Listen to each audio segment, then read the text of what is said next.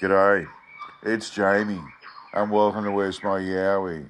Today, I'm reading an old newspaper report about Thylacine or Thylacoleo sightings in the Dargo High Plains in either the 1920s or the 1930s. So we'll get into it.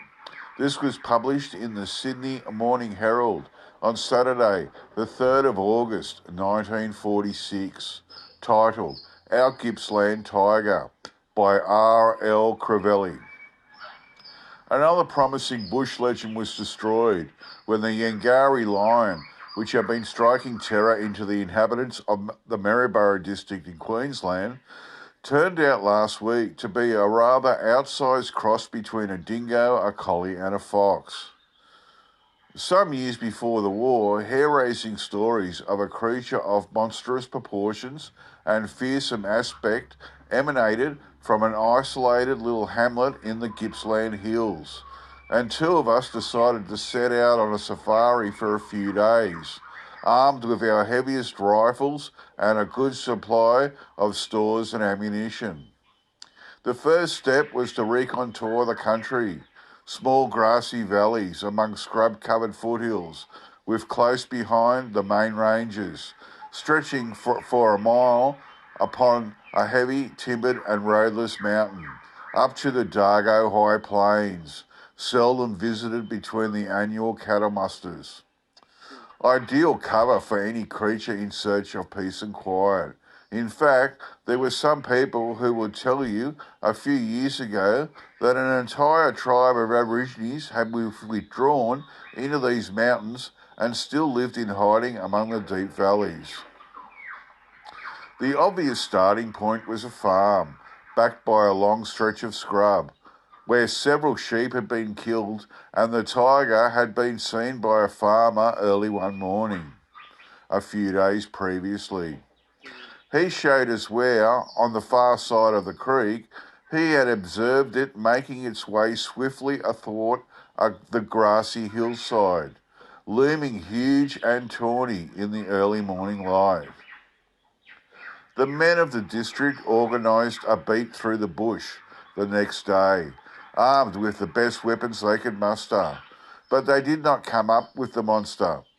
Two of them, it is true, came across tracks of a formidable size on a patch of soft ground, but they did not follow these, nor did they notify the rest of the party. Instead, they went quietly home. Whatever the others may have had to say about it later, and apparently they said a good deal, this was certainly a discreet decision, for the two tiger hunters carried only shotguns. We had even less success. We quartered that piece of scrub with all the patience one would devote today to the search for a lost golf ball, but found not even tracks. Next place of call was a few miles farther back in the ranges, where a barely practical road petered out at a little slab dwelling with weatherboarded additions, comprising farmhouse, store and post office, serving heaven knows what dwellers among the tall timber. Here the creature had manifested itself in the dead of night.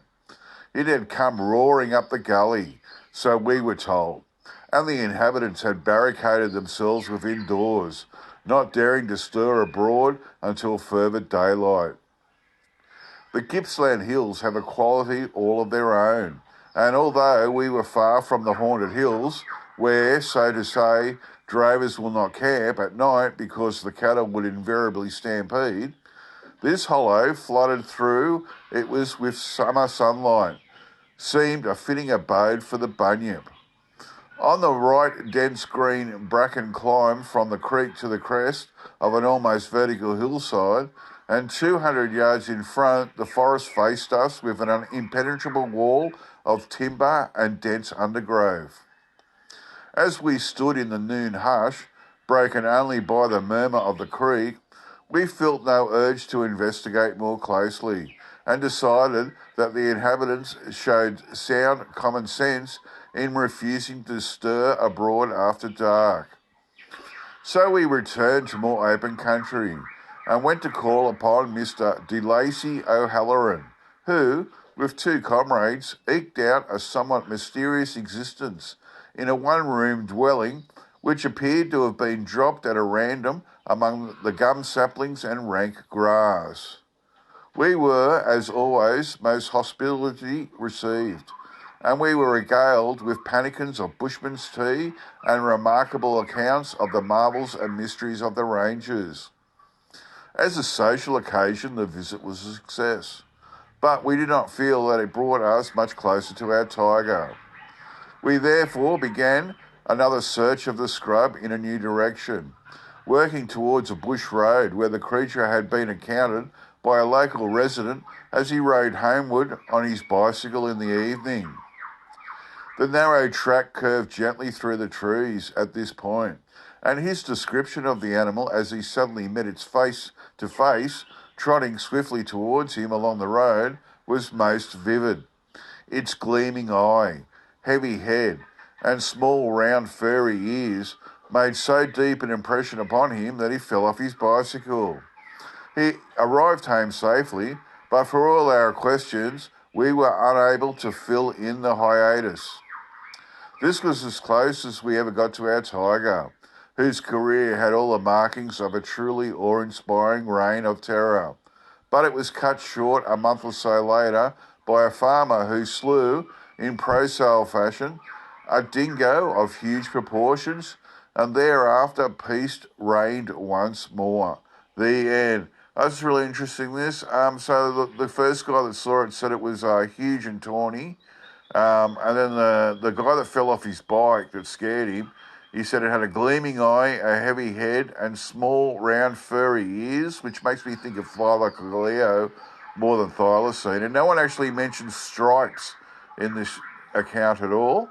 And then the two guys that were out hunting, and they found the tracks of a formidable size on a patch of soft ground, and they didn't follow it. They just went home and didn't tell anyone, which I don't blame them. And then people in another area, they heard it come roaring up the gully of a night time, and they just barricaded themselves inside until daylight. And I did a video called Puzzled Experts, Thylacine poisoning in the Dargo High Plains in Victoria in 1921. And they poisoned the thylacine there, and they sent the skull off, and who knows what happened to that skull. But it's interesting that they're the same area, they're having thylacines or thylacoleos. Okay, that's it from me. I'll get back to you all next time. Bye.